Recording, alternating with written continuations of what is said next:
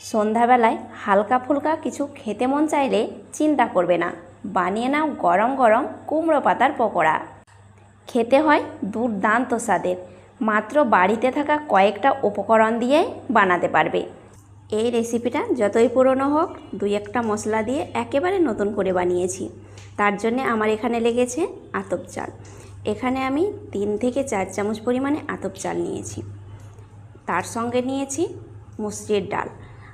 ডাল আর চালটাকে ভালোভাবে মিশিয়ে নিচ্ছি। এখানে আমি চাল নিয়েছি 1 ভাগ আর আধা ভাগ দিয়েছি ডাল। দুটোকে জল দিয়ে ভালোভাবে মিশিয়ে নিচ্ছি। আর বন্ধুরা, ইউনিক পদ্ধতিতে একেবারে মুচমুচে করে নেওয়ার জন্যে আমাদের বিশেষ 2-1টা উপকরণ লাগবে, সেটা সবার বাড়িতেই রয়েছে। ভালোভাবে চালটাকে আমি জলের মধ্যে ভিজিয়ে রাখবো 4 থেকে 5 ঘন্টা মতো। হাতের সময় না থাকলে তোমরা 2 ঘন্টা রাখতে পারো। একটু বেশি সময় ধরে ভিজিয়ে রাখলে চাল আর ডালটা ফুলে গিয়ে একদম ডবল হয়ে যাবে।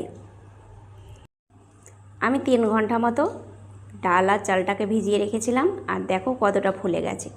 জল দিয়ে ভালোভাবে পরিষ্কার করে ধুয়ে নিয়েছি। তারপর একটা মিক্সিং জারের মধ্যে দিয়ে দিচ্ছি। আমি 2 বারে ব্লেন্ড করে নেব, যেহেতু চাল আর ডালটা এতটাই ফুলেছে যে একবারে অতটা আটবে না। এবার বন্ধুরা দেখো, পেস্টটা এইরকম তৈরি করে নিতে হবে যেন গোটা ভাব না থাকে। সামান্য পরিমাণে জল দিয়ে পেস্ট করে নেবে, এতটাই জল দেবে না যে একেবারে পাতলা হয়ে যায়। একটু ঘন করে ব্লেন্ড করে নেবে। এবার দিয়ে দিচ্ছি পরপর উপকরণ। নিয়েছি স্বাদ মতো লবণ, আর দিচ্ছি হলুদ গুঁড়ো। এখানে 1 চিমটে পরিমাণে হলুদ গুঁড়ো দিলাম।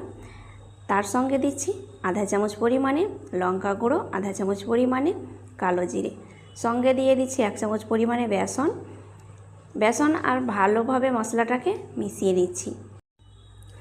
ভালোভাবে আমি 1 মিনিট মতো ফেটিয়ে নিয়েছি। এবার তোমাদের ঘনত্বটা দেখাই। চামচের উল্টো দিকে এভাবে একটু চেক করে নেবে, একটা লেয়ার থাকলে বুঝে নেবে ঘনত্বটা ঠিকঠাক আছে। এর মধ্যে আর কোনো রকম জল ব্যবহার করবে না। এরপরে আমি মেন উপকরণটা নিয়েছি কুমড়ো পাতা। এখানে আমি 6 থেকে 7টা মতো কুমড়ো পাতা নিয়েছি, আর মাঝারি আকারের কুমড়ো পাতাগুলো নেওয়ার চেষ্টা করবে। জল দিয়ে ভালোভাবে পরিষ্কার করে ধুয়ে নিয়েছি, আর অবশ্যই কুমড়ো পাতা একটু টাটকা নেবে। এরপরে চুলোর মধ্যে আমি জল বসাতে দিয়েছি। জলটা এরকম ফুটতে শুরু করেছে, সেই সময় আমি একে একে কুমড়ো পাতাগুলো জলের মধ্যে দিয়ে দিচ্ছি। 1 মিনিট মতো কুমড়ো পাতাগুলোকে একটু ভাপিয়ে নেব। আর বন্ধুরা, বেশিক্ষণ জাল করবে না, 1 মিনিট মতো ভালোভাবে জাল করে নেবে। বেশিক্ষণ জাল করে নিলে কুমড়ো পাতা পরবর্তীতে ছিঁড়ে যেতে পারে। আঁচটাকে একটু হাই হিটে দিয়ে আমি কুমড়ো পাতাগুলোকে শুধু 2-4টে বলক দিয়ে নিয়েছি। তারপর আর এক পাশ করে দিলাম। এই পাশটাকেও আমি প্রায় 30 সেকেন্ড মতো জাল করে নেব। 1 মিনিট মতো জাল করে নেওয়া হয়ে গেছে, আর কুমড়ো পাতাগুলো অনেকটাই নরম হয়ে গেছে। সেই সময় আমি একটা ছাঁকনি দিয়ে ছেঁকে নিচ্ছি। জলটাকে ভালোভাবে ঝরিয়ে নেব। এবার একটা থালার মধ্যে ঠান্ডা হতে দিলাম। এরই মাঝে আমি পুর বানিয়ে নিচ্ছি। দিয়ে দিচ্ছি 2 চামচ পরিমাণে সর্ষের তেল। তেলের মধ্যে দিচ্ছি ছোটো চামচের 1 চামচ গোটা জিরে, 2টো কাঁচা লঙ্কা কুচি করে একটু নাড়াচাড়া করে মিশিয়ে নিচ্ছি তেলের সঙ্গে।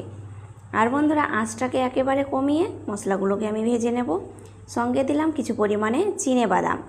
এখানে তোমরা কাজু বাদামও অ্যাড করতে পারো। চিনেবাদামটা হাতের কাছে সবার থাকে, তাই আমি বাড়িতে থাকা উপকরণ দিয়ে আজকে রেসিপিটা বানাচ্ছি। এবার দিচ্ছি 1 চিমটে পরিমাণে হলুদ গুঁড়ো, 1 চিমটে পরিমাণে লঙ্কা গুঁড়ো। এবার একটু নাড়াচাড়া করে মশলাটাকে ভেজে নেব। আঁচটাকে এই সময় একেবারে লোতে রেখেছি। তারপরে দিয়ে দিচ্ছি আগে থেকে সেদ্ধ করা আলুটাকে আগে থেকে আমি সেদ্ধ করে নিয়েছিলাম। এখানে আমি ছোট সাইজের 3খানা আলু সেদ্ধ করে নিয়েছি। এই পুরটা তোমরা কম বেশি বানাতে পারো।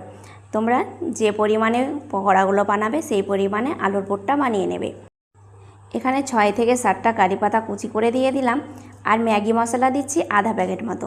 বন্ধুরা, হাতের কাছে ম্যাগি মশলা না থাকলে তোমরা চাট মশলা অ্যাড করতে পারো, আর কারি পাতা হাতের কাছে না থাকলে ধনে পাতা অ্যাড করবে, বা এগুলো না দিয়েও পুরটা বানিয়ে নিতে পারো।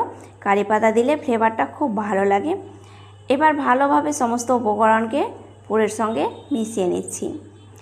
এই ম্যাগি মশলাটা অ্যাড করলে আলুর পুরটা খেতে দুর্দান্ত লাগে। পুর একেবারে রেডি হয়ে গেছে। এবার আমি নামিয়ে একটু ঠান্ডা করে নেব।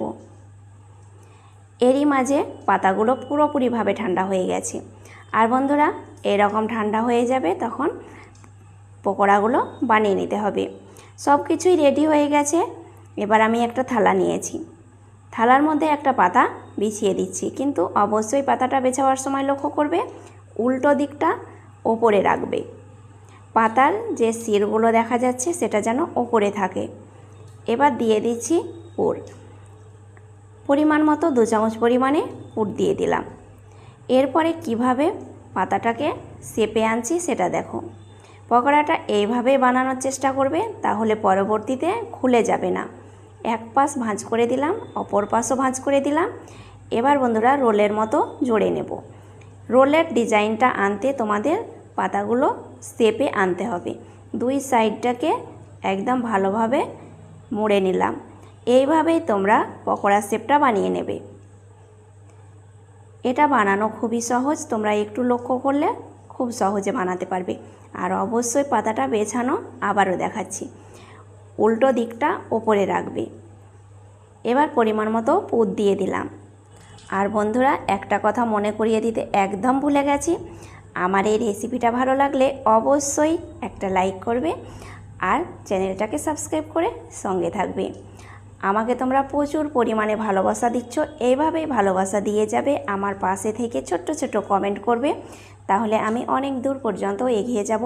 আর আমার নতুন নতুন রেসিপি দেখার জন্যে পাশে থাকা বেল বাটনটি ক্লিক করে অল করে রাখবে। আমার নতুন নতুন রেসিপি তোমাদের কাছে আপডেট দেওয়ার সঙ্গে সঙ্গে পৌঁছে যাবে। সমস্ত পকোড়া রেডি, এবার ভেজে নেওয়ার পালা। ভেজে নিচ্ছি আমি সরষের তেলে, তোমরা যে কোনো তেলে ভেজে নিতে পারো, কিন্তু অবশ্যই তেলটাকে ভালোভাবে একটু গরম করে নেবে। মাঝারি আঁচে তেলটাকে গরম করে নিলাম। এবার বন্ধুরা, আগে থেকে যে ব্যাটারটা বানিয়ে রেখেছিলাম সেই ব্যাটারের মধ্যে ডুবিয়ে নেব। পাতাটা আলতোভাবে ধরে 2 পাশ ভালোভাবে ডুবিয়ে নেবে।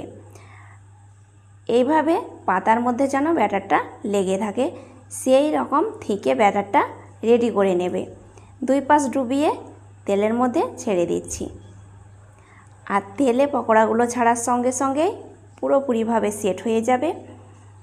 আঁচটাকে এই সময় কমিয়ে দিয়েছি। এবার বন্ধুরা, একটা কাঁটা চামচের সাহায্যে একটু নাড়াচাড়া করে দিচ্ছি যেন তলাতে না লেগে যায়। আঁচটাকে লো টু মিডিয়ামে রেখে কালার করে পকোড়াগুলো ভেজে নেব। পকোড়া বা বড়া তোমরা যেটাই বলো না কেন, স্বাদটা কিন্তু দুর্দান্ত লাগে। 2 পাশ উল্টে পাল্টে একটু কালার করে ভেজে নেব। আর বন্ধুরা, এই রেসিপিটা একবার তোমরা বানিয়ে দেখবে, গরম গরম ভাতের সঙ্গে দারুণ লাগে। তোমরা স্ন্যাক্স হিসাবে সন্ধ্যাবেলাতেও খেতে পারো। দুর্দান্ত রেসিপিটা কেউ মিস করবে না, বাড়িতে একদিন হলেও বানিয়ে খাবে। বাচ্চারা ভীষণই পছন্দ করবে। সন্ধ্যাবেলায় হালকা ফুলকা তেলে ভাজা কিছু খেতে মন চাইলে তোমরা এই স্ন্যাক্সটা বানাতে পারো। 2 পাশ উল্টে পাল্টে একটু কালার করে ভেজে নিয়েছি। আর দেখো বন্ধুরা, কতটা সুন্দর হয়েছে। দেখতে যেমন সুন্দর, খেতে তেমনই স্বাদ। এক ব্যাচ উঠিয়ে নিয়েছি, আর এক ব্যাচ আমি একইভাবে ভেজে নিচ্ছি। সমস্ত পকোড়া আমার একদম রেডি। আর এই গরম গরম পকোড়াগুলো যে কোনো স্পাইসি সসের সঙ্গে ভীষণই মজার হয়। আর বন্ধুরা, এই পকোড়াগুলো এতটাই মুচমুচে হয় যে না খেলে তোমরা বিশ্বাসই করবে না।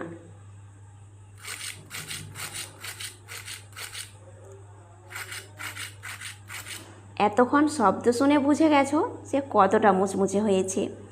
অবশ্যই বন্ধুরা, নিজে খাও, বন্ধুদেরকে খাওয়াও। এই মজার রেসিপিটা যে কোনো স্পাইসি সসের সঙ্গে পরিবেশন করতে পারো, আবার গরম গরম ভাত ডালের সঙ্গে খেতে পারো। আজ তাহলে এই পর্যন্তই, আবার আসছি নতুন রেসিপি নিয়ে। এতটা সময় ধরে আমার ভিডিওটা দেখার জন্যে তোমাদের অনেক অনেক ধন্যবাদ।